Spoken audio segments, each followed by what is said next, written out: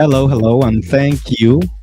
Thank you, everyone, for joining us today. Welcome to LangTalent 2026.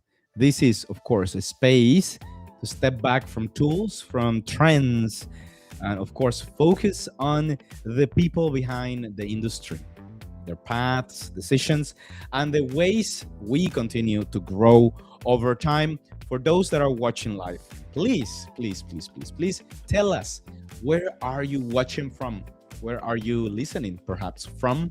And we will share those comments on the screen. If you have any questions for our panelists along the way, please feel free to share those with us. As you know, this is multilingual media, and this is LangTalent. If you have not yet subscribed to our magazine and to our podcast in specific to LangTalent, please do so. Click subscribe, click like, and comment so that others can also enjoy this amazing panel that we are going to go through today. It's great to have you. Like we said, thank you. As you joined, drop in the chat and tell us, of course, why you love this community. This session also marks the beginning of LangTalent 2026, a series of 4 free virtual panels focused on the human side of the language industry. Throughout the year, we'll explore careers, learning, hiring, and growth. Of course, looking beyond tools, looking beyond trends, to understand how professionals actually build and navigate their paths. As you saw at the beginning of this live stream, this series is made possible with the support of Global Search RC. And we're grateful to have them with us in bringing these conversations forward. Global Search RC specializes in sales and leadership hiring across language services and AI. Reach out to info@globalsearchrc.com. I repeat that, info@globalsearchrc.com. If you're hiring or exploring your next move. My name is Eddie Arrieta, CEO here at Multilingual Media, and today we're opening this year's series with a conversation that is simple in framing, but not so simple in practice. How do you learn in such a human profession that, of course, keeps changing? Specifically today, it's changing so dramatically. So for many students graduating with a degree in linguistics, the question of what comes next can feel overwhelming. The field is broad, the paths are not always clearly defined, and the industry itself is constantly changing.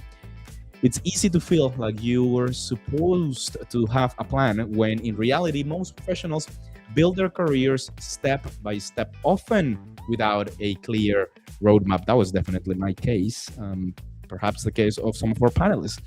And this uncertainty doesn't end after your first job. Many experienced professionals rather face the same questions when they want to grow, pivot, or move forward, but aren't sure which direction to take.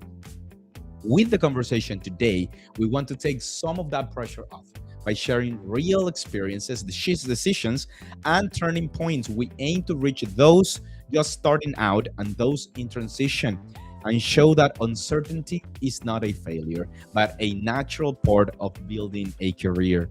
So today's panel is not about the next tool, but the next trend. It's about something more fundamental: how professionals build their own ways of learning, adapting, and growing over time. Let us know where you are in the world once again, and don't forget to also comment your questions for our panelists at the end of the session. I'm really happy getting some comments from LinkedIn. I see here South Africa, very great. Italy, Parma, Italy, Cleveland, Ohio, St. Petersburg in Russian, and also the Iraqi Kurdistan region. Hello to everyone who is watching from all around the world. And without further ado, let me introduce our amazing panelists. And we have, and Jamali, thank you so much for always being there. In no particular order, of course, so we'll introduce our wonderful panelists. Silvana Debonis, with over 30 years of experience as a translator and director of the master's program in English translation at Universidad de Belgrano, where she focuses on preparing future-ready professionals and integrating AI into training. Silvana, welcome. David Brackett, CEO of Linguava, a language services provider focused on healthcare, improving language access and patient outcomes, and host of the Invisible Profession podcast. David, welcome. I'm Veronica Gonzalez, a specialist recruiter in the localization industry with over 17 years of experience across business development, operations, and talent strategy, bringing a very grounded perspective on how careers actually evolve in this field. Silvana, David, Veronica, welcome to this amazing panel. Thank you, Eddie. Pleasure to be here. We want to say also thank you to Camila, our wonderful producer in the backstage, playing the amazing music, making sure all transitions are really well done. And we see that you are all clicking on that QR code. So fantastic. Washington, D.C. Oh, Silvana is getting some great comments. France, Toulouse, Argentina. all around the world. Los Angeles. Oh, very, very great. Very great. Very international audience. Really, really happy to have you all with us today. And before we begin, of course, backstage, we were talking about our careers and how we all got started. And I was saying, this is so great. I wish there was a panel like this 3 years ago when I got started. I stumbled upon the industry. I was in HR tech and was coming from doing PR for startups. And then all of a sudden, I realized that there is this industry where remote work is accepted, where remote work is not something that's negatively perceived for the most part. And then I said, well, I live in a small city in Colombia where I either do something like this or I'm going to have to look for a more traditional job. The language industry provided me with the channel to be able to do this. So I started with Nimsi Insights as a BDR. So I was just training to understand what localization was. I had no idea that localization existed. I had no idea that there was such a thing as a language industry. And it's funny because I was an English teacher when I just got out of college. That was like the first job I had was to teach English to Spanish speakers and then teach Spanish to English speakers with no formal training, which of course is not recommended to anyone. But that's how I got in the industry. And then the great Renato Beninato suggested, because of my PR background, maybe multilingual could have been the better place for me to be at, where we could create content and do things like the things I do today. And that's how I got started. So I don't know, Silvana, Veronica, David, if you like to maybe break the ice by telling us how did you even get into the language industry? Let's do Silvana. Okay, let Yes. me get started because I'm the older. I started 30 years ago. I finished my high school, my secondary school, and I thought that I was going to be an economist. At that time, economist was not a female job. So I started saying, well, I don't know what I will do. And I said, what I know I like to study. I know I am curious. I know I like English. And then I decided I wanted to become a translator. I think that basically it was I like to study and I'm curious. And I thought that translation was giving me that option. And then that's how I started, how I went to the university and started working and as a translator after that. Basically, Thank you, that's how I Silvana. started. Then a lot of things happened later, but A lot of things happen. Veronica, how did you get started? Yes. So, similarly to you, I also, when I joined the localization industry, I had no idea there was such industry. I actually, I got a degree in journalism and public relations. So I thought that was the path I was going to take. I thought I was going to stay in PR. But one of my, not my first job, but one of my, more serious jobs after university, it was a project management role with a small translation company. And that's how I learned about the industry. I had no idea what the industry was. And this is pre, iPhones, pre Instagram, pre Facebook. So the technology and everything, the climate was very, very different to what the localization industry is right now. But that's how I got my start. Eventually throughout my career, moved to different roles. I did a little bit of business development as well. But along the way, I think not a traditional career path in the industry, but I think all of that experience and everything I learned along the way led me to where I am right now in recruitment. So, yeah. David. Thank you, David. Very cool. Well, no, it's your and also turn. just since I've known Veronica for a number of years, and this is the cool part about our industry is that you watch someone evolve and take their career can take different shapes and different paths. And so even though maybe you're in one area of a particular business, that doesn't mean that you couldn't go from admin to sales, or sales to accounting, or accounting to scheduling, or recruiting, or anything like that. So it's always really cool to see people's evolution even within the industry, taking different directions inside the industry. But for me, it started out in España, where actually I am right now in Spain, in Sevilla, Spain. This is actually where it all started out 20 years ago. So I was here working here at a school program where students would come from all over the world to learn Spanish and art and history and so I had to do a little bit of informal interpreting because I was the one like liaison between the students who spoke mainly English and then all of the Spanish staff. So I had to do some interpreting. I had to learn interpreting kind of quickly, and it was always really challenging. It was so hard because I never didn't have any training. We would go to a random tour of like, let's say like a cathedral somewhere from the 14th century, and there was no tour guide that spoke both languages. So they'd be like, okay, David, te toca. David, you're up. And I was like, ooh, this is going to be hard. But I would, but I liked the challenge, and I liked interpreting, even though I was not good at it at first at all. And then fast forward, I got back to the States where I'm from originally, from Portland, Oregon, and similar to other stories, right?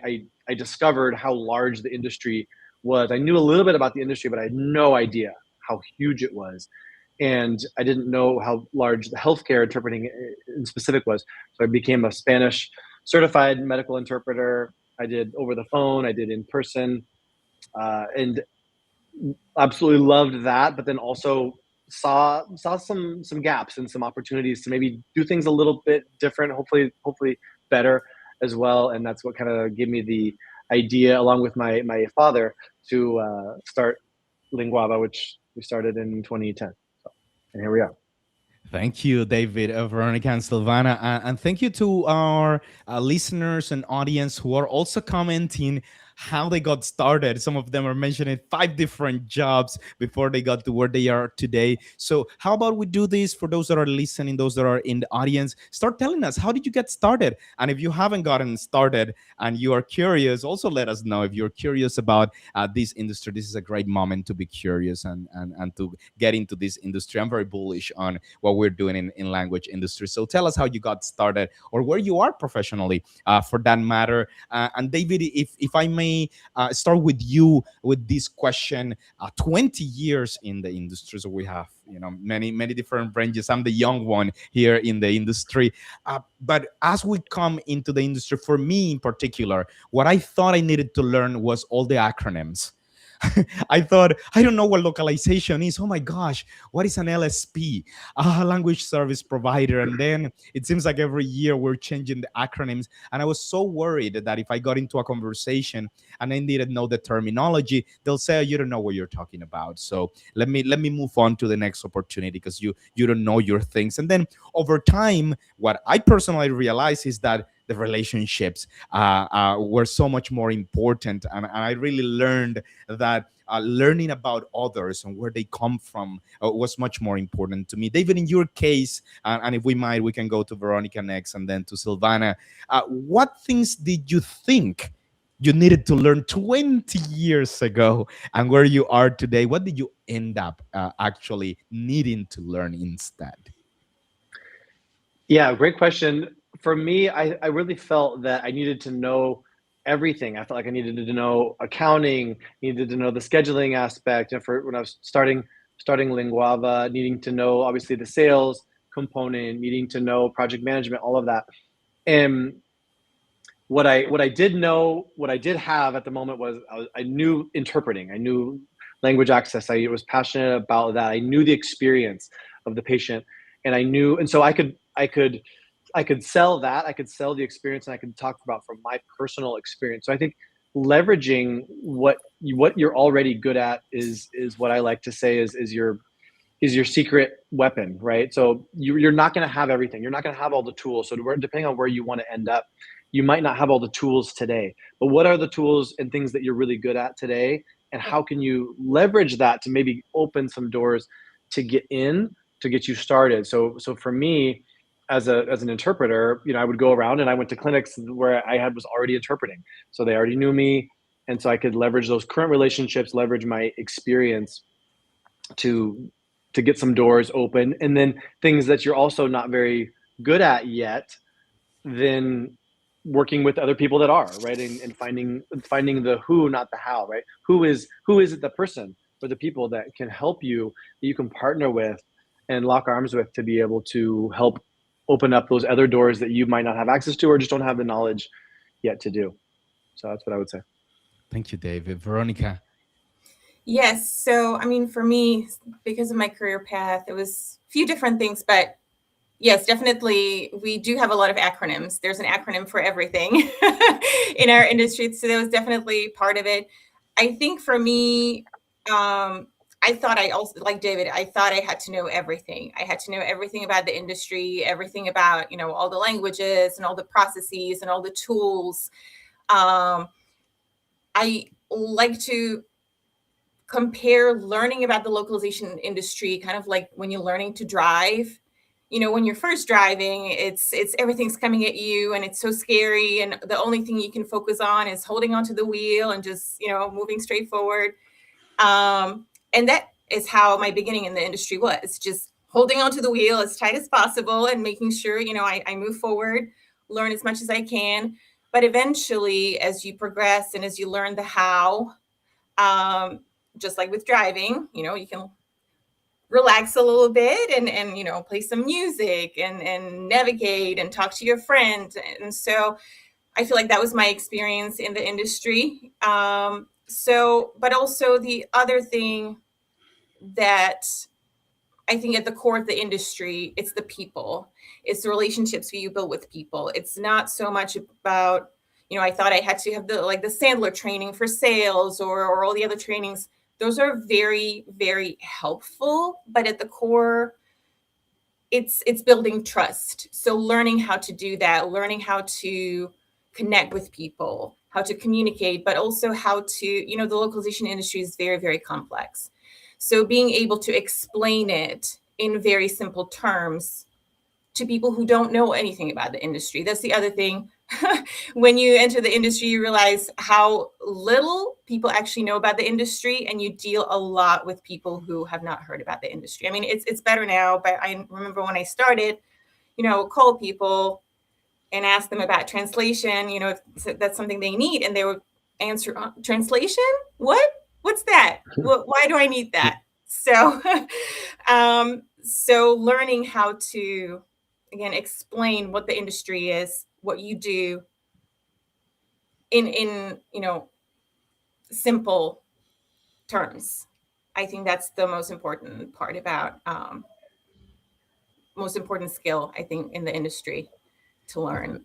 Thank you, Veronica. And definitely can still see that in the leadership of many large companies where we still have those challenges in understanding what the essence of this industry is. Silvana, your experience. Okay, I'm the one who's going to speak for the translators. I mean, because I'm a freelancer, I'm not a company. Of course, the same feeling when I was at university, I thought that I needed to know everything. With time, I realized there are two important things that a translator should know. First, or more than know, develop the capacity to adapt. This is one of the most important things, and now it's becoming even more important. But I think that it was I mean, I went from the basic computer through CAD tools and now through AI, so I have been through everything. And one of the most important things is this, to build this resilience and capacity to adapt to what is happening. Mm-hmm. And the other point, which I think is very important for translators, and we discussed it in our podcast last time, is to be able to think beyond our task and see what the industry is like and know what is to manage and see beyond our specific task today. That gives us the possibility to move in, to other places and to perhaps take positions that we were not expecting to. But these are the two things that I feel are very important for translators or interpreters or people working in localization: capacity to adapt and seeing, I would say, the whole context and not only our specific task. Yeah. Thank you, Silvana. Yes, Veronica. Yeah, I was going to say, so I agree with Silvana. I think fluid intelligence is very, very important for our industry. You know, being able to adapt, think outside of the box. That is what's Exactly. going to help you grow in the career and adapt to the, you know, ever changing environment. So yeah, I agree. It's fluid intelligence is very, very important. Thank you, Veronica. And of course, for those that are joining us, please let us know where you are tuning in from. I see wonderful comments from people in different parts of the world: Nigeria, Argentina, Algeria. And we also have some very experienced professionals, and maybe we can share some of those experiences. Mila, 26 years and counting from Amanda Cropper here. I thought I would be a translator right out of school. Someone told me to work on the agency side first, so I started as a project manager and never left. We also have someone who started in 1992 with a notary translation. Then joined the UN as a program officer, where I was deeply involved in interpretation at large meetings. Um, and later became part-time freelance translator, continuing in that role while performing my business. Thank you for sharing your experiences, everyone. And I was fortunate. Well, actually, before I go onto that comment, if you want to learn more about David's experience and Silvana's experience, check out Lang Talent on Spotify, Apple Podcasts, YouTube, where we have in-depth interviews with both of them. Soon with Veronica, right, Veronica? We'll have an in-depth interview there. Go check out those interviews if you have a flight coming up. Then you can take your 20, 30 minutes and listen to those conversations, like many of you have told me. Through DM or whenever we see each other at conferences. But I was fortunate to see Silvana's presentation at ATA last year, ATA 66. And I was very surprised to see how throughout her experience, she was basically sharing some of the different recommendations and tasks that she was presenting to the modern student of languages, I should say. So how about we start with you, Silvana, on this question Okay. on learning habits or routines. What have helped you the most throughout your career, or what rather would you think would help people throughout their careers as learning habits? Uh, well, I'm a very peculiar person because I didn't learn, my learning habits were not from a place of fear and obligation. I could say that they came from curiosity and doubt. I'm a curious person and I doubt. I mean, I'm constantly going a little bit further. I'm never convinced I want to go. And I think that these are two qualities that translators should have. And when I say doubt, this is not the opposition to confidence. You may be confident and still doubt and still think again and still, well, these are two things that help learn. But besides that, I was thinking about the topic today, and I believe that the focus should be changed now. And this is what I'm trying to do with my students and what I'm trying to promote from learn how to translate, or in my case, teach to translate, to learn how to think as a translator or teach how to think as a translator. And there's a big difference between learn to, to translate and learn how to think as a translator or teach, because we are focusing on different aspects. And today, this is more essential than ever because we need to make I mean, have to add value. This is what we discussed the other day, and we add value if we think as a translator, if we think of, if there is a cognitive process, metacognitive process, and this is where we should focus when we teach and when we learn. Yes, but of course students don't know it, so it's our obligation, and this is an obligation, to teach them how to learn. Thank you, Silvana. Veronica, if you might tell us your perspective on this. Uh, so I think there are two ways to approach this. the first part of I mean, any job really, when you learn how to do something. So that's the first step. But to go beyond that, I think it's important to ask the why. Why are we doing it this way?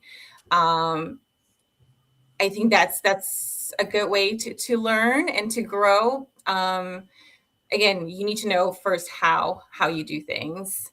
But if you learn why, it lets you think of different processes, different ways of doing things, or uncovering gaps that maybe were not clear before. Um, but for so that's what I usually do. I learn the how first, and then think about the why behind it. Why do we do it this way? Is there a better way to do it? Um, as well, training others. You fully know, you fully mastered something when you can train or show others how to do it. Um, Yeah. so those are the ways I learn and how I like to grow. But I also think it's really important to do something outside of your job as well. Um, Especially for, as I mentioned, fluid intelligence is really important in our industry. It helps you recognize, patterns, how to do things different, think outside of the box. So doing things outside of your work help you with that, doing puzzles, exercise. I mean, exercise is really important for that too. It, helps your brain. So for learning, for growing, I think it's always important to keep your mind occupied outside of your job too. Do something that you enjoy, have hobbies. Um, yeah, those are Thank my you. approaches. No, I no, think thank you so much. grow. It's not always just about the job and what you're doing. And I mean, not every job you're going to have in your career is going to allow you to, you know, um, think outside the box or think of the why and develop new things, because not every environment is set up for that. There are some, unfortunately, there are still some environments where creativity is not encouraged. And, so when you have a job like that, that may not be the time to do that. So it's important to have something outside of your job too that will help you develop other skills that may be That's useful later on in your career. Yeah, that's really great because I have kids. I have two kids, and they give me plenty of extracurriculars to focus on and to be entertained. Yesterday, we were trying to play cricket. We have cricket bats, so we have no idea what cricket is, right? We have to watch Bluey to do that. So I we're love that. doing these things, and I completely agree, Veronica, Mhm. with the learning pyramid. I don't know if those that are listening or if the panelists are familiar with it, but you learn the most when you teach others. So I think Mhm. that's a great habit to find ways to share the knowledge you have.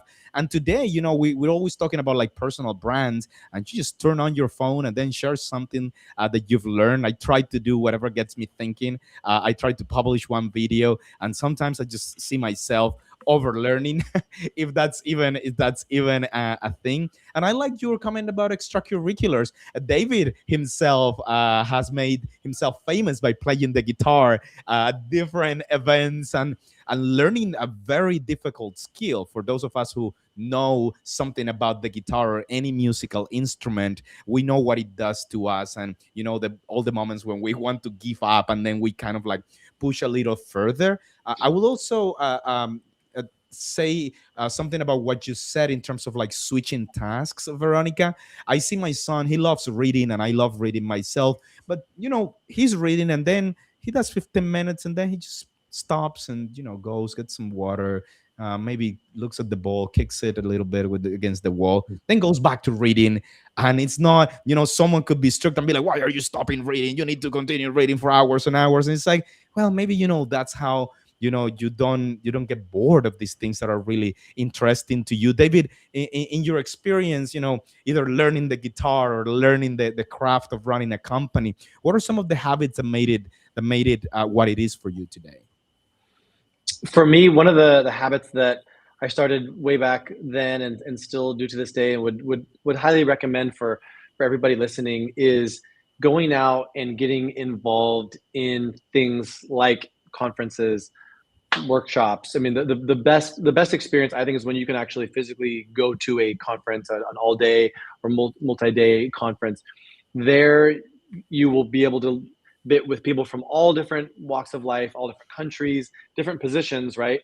In our industry, some business owners, all the way to many different levels of positions, and so you get to learn from them their experiences, which are going to be totally different than yours. You get to hear amazing speakers, and a lot of times, like, people will ask me, like, yeah, but is it really worth it, right? Is it worth to go to the conference or do the workshop? And it could be an online workshop as well. Is it worth it? Even if you're just getting one or two really good nuggets, right? It might be an 8-hour day, but if you're getting one or two or three, and you're usually, I think you're going to get more than that, but if you get those, just those few nuggets from that event, a lot of times that is worth it in and of itself. And you have to be there in order to get it. I mean, how many times have you read a book, right, once, and then you went back and read it maybe a second or a third time, or maybe you listened to it? I do a lot of Audible now.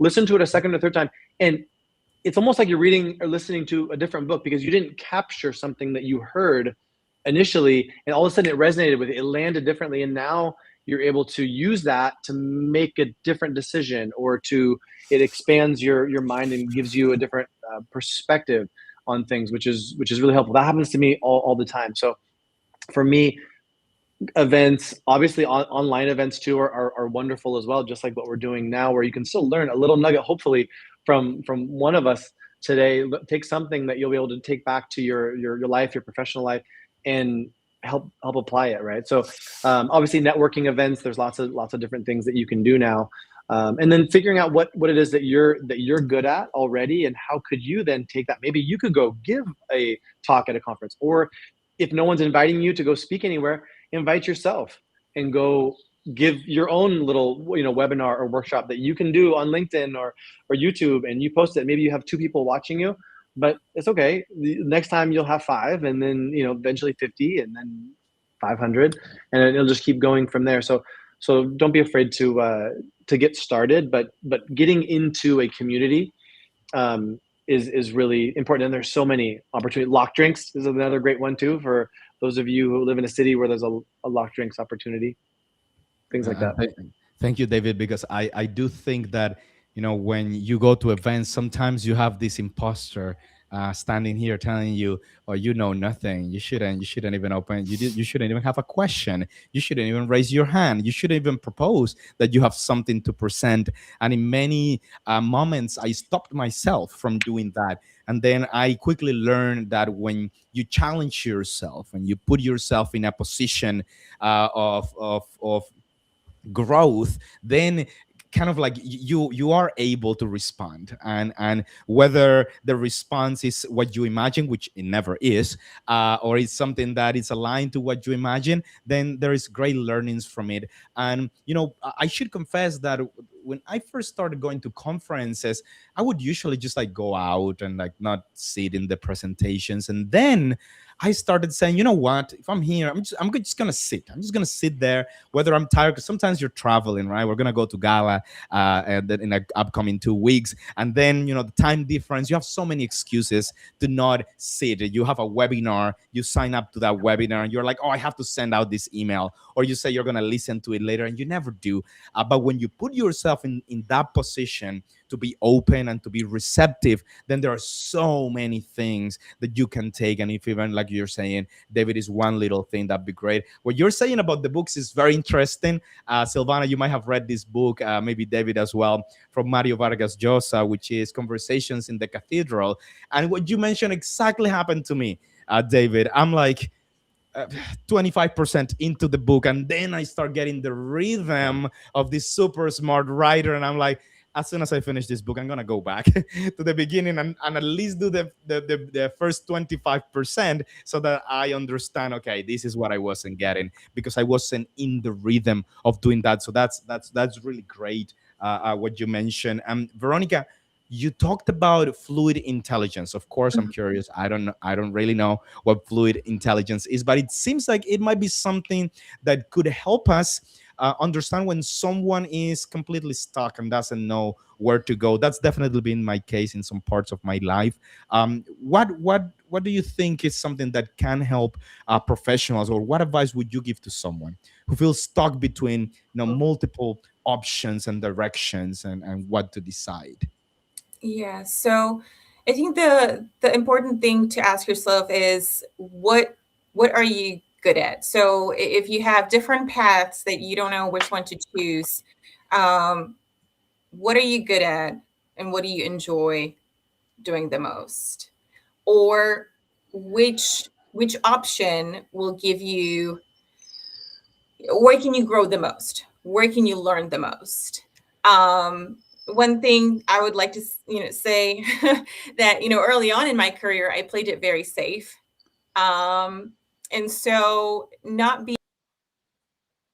being afraid to take a leap and do something. But again, evaluate, like, where can you learn the most? What can you get the most out of? And or what do you like to do? What are you good at? For me, the core has always been um, relationship with people, whether it was clients, vendors, other freelancers, um, or the team internally. That's that's what I always enjoyed doing. So whether I was a project manager or in sales or now in recruitment, there was always the constant theme, which was people. And so once you identify what that is that you're good at, you really enjoy doing, um, then I think you will have an easier way of choosing. But also, as I said, like, where can you learn the most? Especially if you're just starting out, um, don't be afraid to try different things. So if you're stuck, it doesn't mean that you're going to be stuck forever. You're just stuck in this moment. Just pick one thing. If it's the wrong thing, you can always try something else. So don't be afraid to fail too. That's probably the advice I would give my younger self too. Don't be afraid to try new things, and don't be afraid to fail. um so yeah, just pick something, and if it doesn't work out, try something else. That's the only way to learn. And I mean, that's what I've done throughout my career. As I mentioned, I did a few different things before I figured out what it was at its core that I truly enjoy doing. And it might take years. So especially if you're starting out, you don't have to have the answers right away. And that's completely right. And David, if I might do a spin on this question, you lead a company, and I have been in places where I'm leading, but I've also been in places where I'm led. And sometimes you don't want to leave a company, but you do feel stuck. You want to change your role a little bit, and you ask your leaders. You say, I don't know what to do. How do you handle some of these situations with your team where you kind of like see that there's someone who is being challenged by the current context, and then that some things need to change in there so that they can continue thriving in your organization? Yeah, I think for working with the team is really being able to meet people where they are, and knowing that this is where you're at today, and helping them see where it is that they want to go. I know Stephen Covey says in his book, start with the end in mind. And so I really try to apply that not only in my own life, but with those that I'm leading as well. So where is it that you want to go, and then where are you at right now? Because I think a lot of times we overestimate what we can do right away, and we underestimate what we can do in 3 to 5 years from now. So the more clear we can see where we want to go, then with enough time we can virtually get anywhere, right? I mean, just with enough time and resources and knowledge and skills, it's going to take some time. But helping people be able to see that path that they might not see for themselves is really helpful. Thank you, David. Silvana, have you ever felt stuck? And of course, we've come into this Well, era it's where interesting artificial because intelligence came in, right? my experience is different because I didn't change career. I added.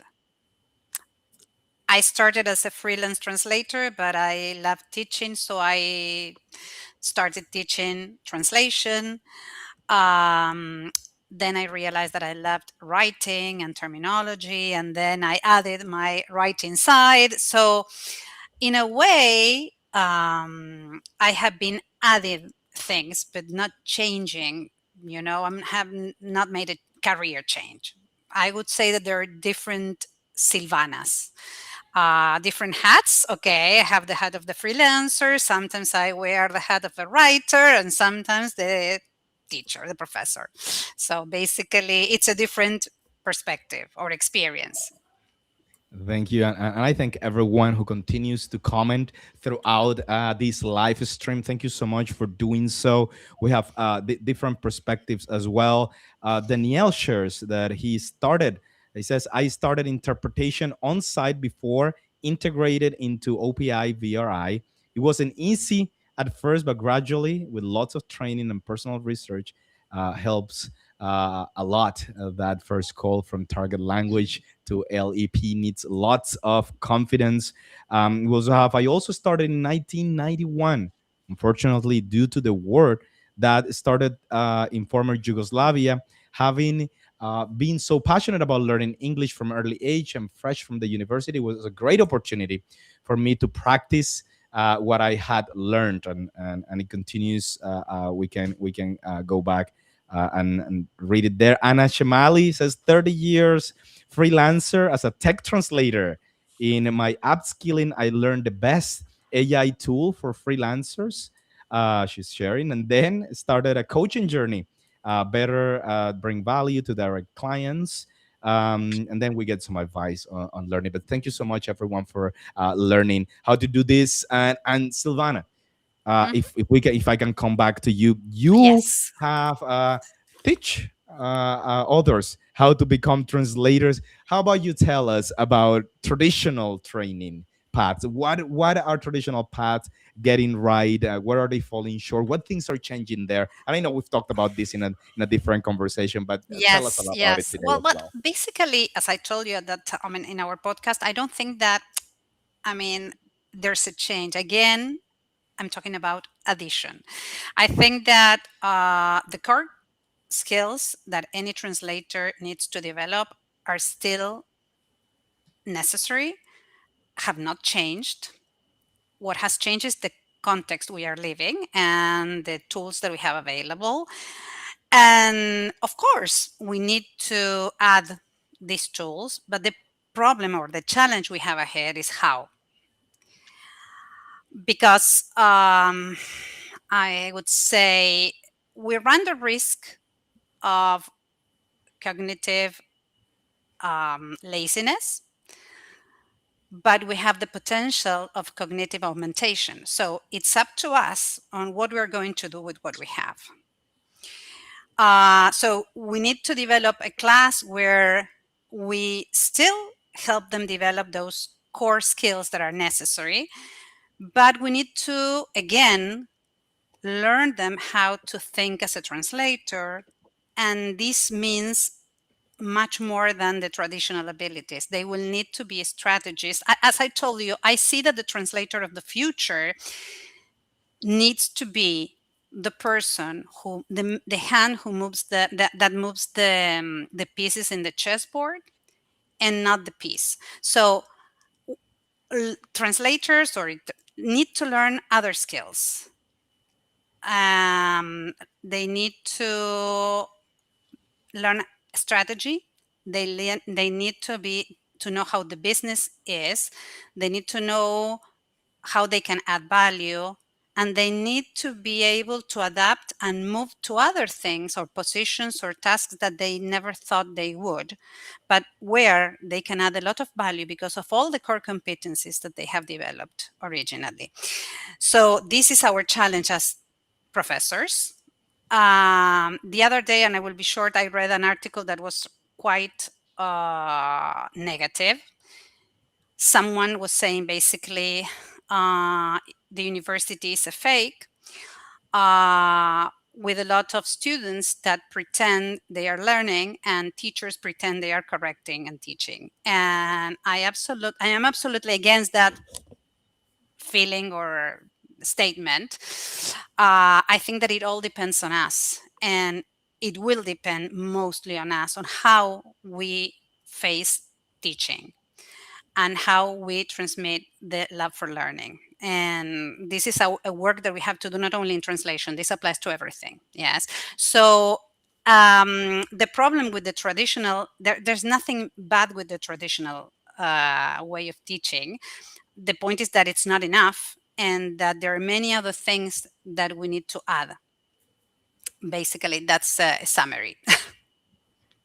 Thank you, Silvana. And of course, I see questions coming in. We are gonna get into the QA section of these conversations, so please keep your questions coming. We're gonna be selecting those and having our panelists answer those questions. Of course, whether it is leading a company or advising someone to grow, or as a leader of a program at a university, sometimes you gotta change course. You gotta make decisions. Many companies have done it in our industry already. I have many of our colleagues, reach out to me and say, hey, I couldn't go to this conference because times are tough, and it seems like the services I used to provide are no longer attractive, and we needed to change many things internally.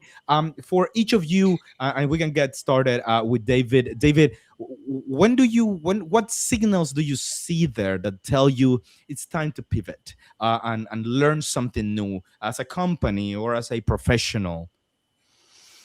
Good question. I think, it's really important to do, if you're listening to this and let's say you're trying to figure out what path you're trying to take. I think that's different than if what path a company should take. But for you listening to this and you're trying to decide the path you want to take in your career, I think in those scenarios, I think really trusting your gut is really valuable. Where you feel that you're being called to, where you feel that proverbial knock at your door, and all you need to really do is take that step. Just you need to jump. And I think there's nothing better than just saying yes to an opportunity that you feel is knocking at your door and figuring it out, right? I mean, as they say, right, ready, fire, aim. I think a lot of times that is actually a great way to do things when you're not quite sure and you don't have all the answers yet and you don't have it all figured out, but you need to take action, and you can figure those things out as you go. I think for a company going through harder times and trying to make some bigger decisions, my take on that is a little bit different, in that I think it's always really important to know what your brand represents, and if you specialize in a particular area, what is that area, and how can you use what's going on, maybe let's say like a tighter economy. Then that means you have to get more creative, you have to get more innovative, you have to maybe create another creative solution to your offering that you weren't offering before, that's going to be more attractive, that will simultaneously create a stronger partnership, adding more value to your end user, to your client. So you have to definitely read the room and think about how you can leverage what's currently going on as a company. Thank you. And Veronica, how do you help people read the room, to put it that way? To know when it's time to pivot to something else. Yes. Again, I think it depends on your personal circumstances. I also, one of the things is, are you still growing? Are you learning something else? So are you learning something new? And it doesn't always have to be, the actual how-to of the job. But are you learning additional skills? Like, are you, team management and collaboration, I don't know, dealing with difficult clients. It doesn't always have to be the hard skills of the jobs. Are you also expanding on your soft skills? If not, then yes, it might be time to change. But again, at the same time, I also like to be clear with some candidates that, not every job is going to have that growth opportunity. Sometimes you need to do something outside of your job to feed that curiosity, feed that passion. Again, not every not every job is going to fulfill all your creativity or all the learning. So always having something outside of your job to feed that is also very important. And I think that would translate to how happy you are in your current role as well. So it's not always necessary to make the move. You just might not be evaluating um, all the factors that are contributing to your possible unhappiness at said role. But if it's not, if you feel stuck in your career, you're not learning, you're not growing, maybe you're stuck in a toxic environment, then definitely that's time to move on and evaluate your options. I would also say no matter where you are in your career, it never hurts to speak with a recruiter. We know what's happening in the industry. We know what's going on. We know who's hiring, what skills you need, what could be a good career path, where to move next. So if you feel stuck or if you feel unsure whether you should stay at your current company or not, I would say definitely speak with a recruiter who specializes in your industry. Have a conversation, and then that way you'll have more information, and you can base your decision on that. So definitely, I would suggest doing that and evaluating all the options. Thank you, and I don't wanna do this always like 1 2 3 1 2 3. But Silvana, in your educational career, we talked about this in detail in our podcast. But at some point, the way in which language was taught changed. Now you are leading a master's degree that includes artificial intelligence tools. What was the Mhm. signal to say, okay, this is something that's gonna pass? To say, no, this is something we have to pay attention and actually make it formal. Well, as a matter of fact, I think that you cannot ignore what's going on. I mean, it's clear that this has come, I mean, that AI is here and it's going to stay. So, one of the things that we should think is how we can live with this new reality. And again, the important thing, and I tell this to all the students and to people who feel frustrated and fear, and I mean, we're not being replaced. As I said the other day, there's some things that we used to do that may be faster if we use technical help. Because everyone thinks that AI means a translator. I mean, it will be translating, and AI may be used for many other purposes that are really help optimize workflows and help improve timelines, accuracy, quality in many aspects. So it's not to demonize it. It's not evil. It's what's here. And teaching based on ignoring something that exists, I think that it's a fake. I mean, I will never do it. I think that it's something that you should use. The point is, teach the translator or the translator to be, depending on whether it's in the undergraduate or postgraduate courses, that they can use this strategically, and that they are not, they don't have to be or think of their careers as machine translation post editor. I mean, you can be many other things. Of course, if you choose to be a machine translator post editor, uh, why are we going to demonize that? If you like it, you like it, but you can also have other values that you can add. You may check uh, terminology. You can be the expert that is consulted. You may localize, you may transcreate. There are many options in the market where our skills are necessary. And again, we should think of us not just as the person who is in front of a desk doing something automatically, but someone who can add value in other aspects of the industry. And this is what the master, well, the master is being changed now, but we now have a new postgraduate course, particularly that it's technology management of localization projects. And the idea is there are a lot of translators who lack the technology aspects, and they don't know AI, they don't know the CAD tools, the metrics, and many technical things that are maybe necessary for localization projects. And this is what we are offering. So we're not saying that the translator is replaceable. I mean, but it has to be equipped with what is now being needed. Yes, and this is what we are trying to do without losing our essence, which is our great added value. Thank you. And I know we're coming to the end of this conversation. I don't know if you have any meetings right after this, David, Veronica, and Silvana. If you have to go, just let me know. But I love to get some of the questions from our audience there. I want to get started with a question from Montserrat Cano. She says, as a trained linguist, the use of AI sends shivers down my spine. I wonder, how can we balance the use of AI with our expertise? Many people do feel they don't need to know a language. Any thoughts? Well, Anyone? I think that they are ignorant because, I mean, these are the same people who thought that, okay, I know something of this language, I can translate. Or I have a friend who is a teacher, I will tell her to make an interpretation. I mean, that's ignorance. And then we cannot do anything about that, rather, but educate them.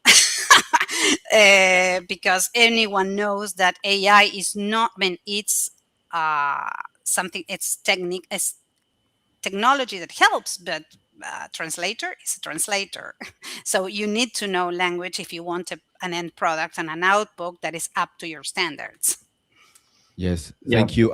Yes, Dave. I would say for me on that, like we were just at the Vamos Juntos conference, and one of the things that one of the speakers, Jose Palomares, many of you probably know in our industry, talked about was he showed a really interesting photo, a picture of the Titanic going down, you know, the big ship going down, and it was showing a lot of people that were on that made it out on the boats, and only like 30% of them were full. There was a lot of people that could have gotten on boats that didn't. And so some people chose to stay thinking, oh, it's not really going to go down. So his whole point with that image was that AI should rattle us to an extent in a good way, though, in that you have to be able to know that it's going to change things and that the change is here. It's that we're never going to be going back. And that's okay, though, because now there's new opportunities for us as linguists, how we leverage it and the value that we utilize as a translator, as a proofreader, as an editor, is different, unique, and there's actually more opportunities than before for us, which is a good thing. So I think, yeah, recognizing that it's here and that that our roles are going to shift, but we can actually add more value and there's more opportunities, not less, than before. Even though, yes, there are maybe some things that have been replaced, sure, but not the industry, not your value, but you have to know that there's new avenues for you to add that value now. Yes, thank you. And there's a question related to this by Andrea Danuso, which says, which AI-related skills, and this might be a question for those that are developing their skills and looking into get jobs in our industry. So which AI-related skills do you suggest for localizations professionals to learn, to land and to be able to land roles in the language technology industry? I think it depends on the role, to be honest. But because of AI, a lot of so let's say you are looking for a project management role or a sales role. I can't speak to translator roles because that's not my specialty. But I know a lot of companies, because of AI, and even outside of our industry, a lot of the questions that they ask of candidates is do you use AI in your day-to-day? And I think it's going beyond the basic Chat GPT. Everybody can use Chat GPT, but it's how you use it. So do you know how to prompt it correctly. So prompt engineer, learning prompt engineering, and learning other tools. There are so many other tools than ChatGPT or Yes, many. Claude. There are many other tools that help you with organizing your emails, and that way you spend less time sorting through emails and answering emails. So I think they're looking at those skills. Are you using AI outside of the generic ChatGPT? And how do you use it? What do you use it for? Those are definitely more and more common questions for candidates during interviews. And this is something that companies look a lot at. So I would say start there, see what other tools there are. But again, being able to just adapt to the changing technology, because it's always going to be changing. I think one thing a lot of people in the industry are good at, or I think what our industry is good at, is being able to adapt to the changing technology. I mean, especially if you're a project manager, there's so many different tools you have to learn. And those tools are also always changing. And then, your company signs on a new client that has a completely different tool that you haven't used before. So now you have to learn another tool, and you have to learn it quick. So I think having this skill to learn new tools quickly, and work with them, is something that a lot of people in the industry excel at. So with AI, that's just an add-on. You're just learning how to use another tool and to help you with your daily tasks, help you do things better, faster. It doesn't always have to be a bad thing. Thank you. And there are so many wonderful questions. Thank you, everyone, for putting those out there. I want to be very respectful with Silvana, Veronica, and David and their time. But if you might allow me, there is a question by Daniel Mejavi. He says, a few years from now, will AI eventually take over interpretation? David, this is what you do, of course, at your core, without the need for human assistance or human language skills as a conduit. Will still be necessary to have humans around? I kind of know where this question is going to, but what are your thoughts, David? And this is something that you do every day, of course. Yes, it is. And I would say the answer to the question is yes, there will still be a need for humans. So translation and interpretation are like similar and different, right? I mean, obviously AI has been around for a long time with translation, localization industry. On the interpretation side, it's still relatively new, and there's a lot of new AI interpretation companies popping up all the time now. So it's here, and it's again a great tool to be utilized by humans. I think that in the healthcare industry, people are trying it out. Some people are interested, some people not yet interested in it. I think the technology will continue to get better, and I think my take on it is that really it depends on the use case scenario. I think that it's a really great tool already for certain use case scenarios that are much lower risk. So for example, maybe patient intake related questions, or something that's really brief and short, that doesn't require that context. So you think about when you're interpreting in an assignment, whether that's over the phone or video or in person, there's a beginning in intake, and then there's the meat of the conversation. Maybe there's a couple of brief follow-up questions. So that meat is really the important part of any diagnosis and prognosis information that's being shared, for what has happened and why that's important. All of that is a lot of contextual nuances. There's multiple people in the room. There's different accents. There's I mean, we all experience that on our own when we're talking to our phones, right? And sometimes it doesn't catch your own accent, or things that you said but you didn't actually mean that. I mean, one of the things that we talked about in the conference, a word that could be easily misconstrued and AI can just run with it and hallucinate, is like the simple word, like the word pin, right? PIN. What does pin mean? Well, pin could be like a pin that you wear, a pin that you put into your ATM. A pin also could be an electrical usage of a pin, or a mechanical usage of a pin is a totally different one. So, I mean, again, it can hallucinate, and when you're thinking about things that are high risks, like maybe medical, legal, things like that, it can go, oh, and nothing's going to stop it. If there's no human involved, it's just going to run in a totally wrong direction. So it's very risky. I think it's important for people to be aware of the risk, and that's why humans are still so needed. But it's again a great tool to be utilized by humans for very specific use case scenarios. Thank you very much to all of you for your time today. And in 10 seconds, if you all might help us with this, if someone is just entering the language industry today, what is the most important mindset they should adopt toward learning? If we can do this, Veronica, Silvana, David, that would be amazing. Yeah, I would say be open-minded and be flexible. Just because something's done in a certain way doesn't mean that that's the only right way to do it. So be flexible. Don't be afraid to fail, and try to think outside the box. And yeah.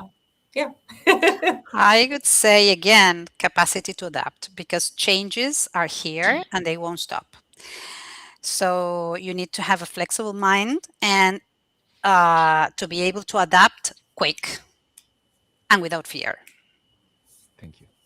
I would say relationships is the one word.